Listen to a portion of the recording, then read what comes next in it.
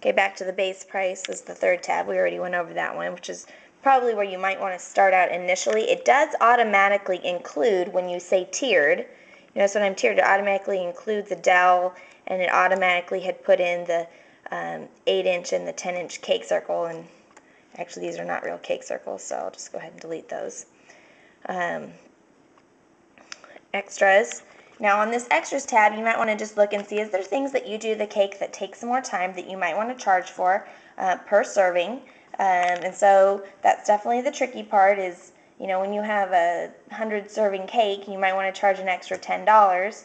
Well, that's only, you know, 1 cent per serving. So just be careful here as to how much you want to charge extra per serving for those different items, as well as how much time do you think per serving that it would take you. So if it would take you an extra hour for 60 serving cake, then it would be just 1 minute extra per serving.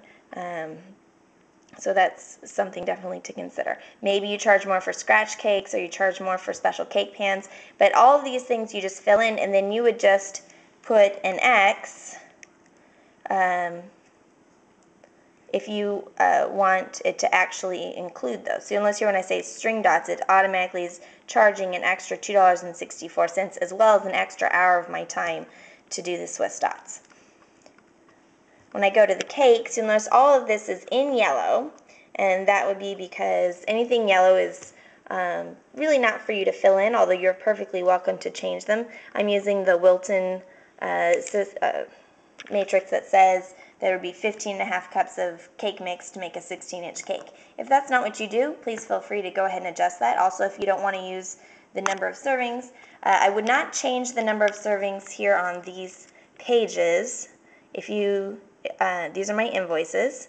There's a timesheet that you can use to figure out how much time it takes you to do something. This may be more or less than it takes me, so you might want to adjust those.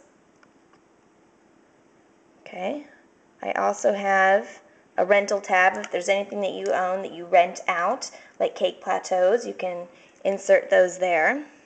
If you do any gum paste or whatever, then you might want to charge for additional gum paste.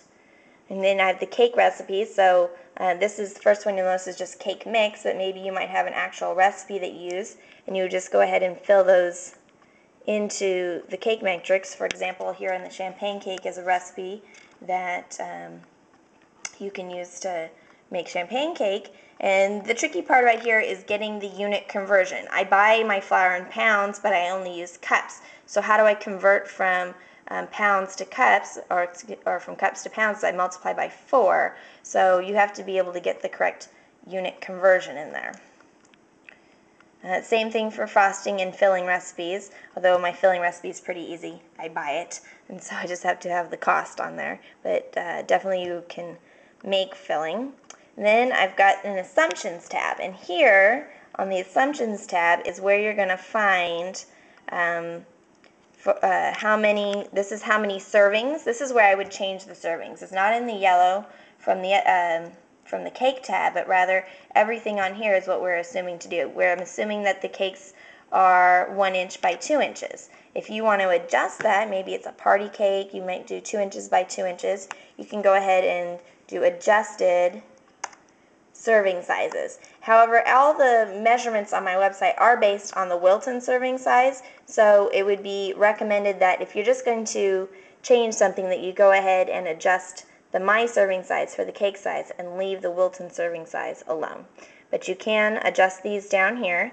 This is how much batter each cake takes, so this is where you'd want to change the amount of batter, the amount of frosting, how much filling, the volume, Wilton serving units, adjusted number of servings, and how much ribbon that you would use on the cake, and you can change all those adjustments there. If you have a different cake pan, you'll notice that most of these say undefined, so you can go ahead and fill in whatever cake pan you have and whatever information you have. Good luck!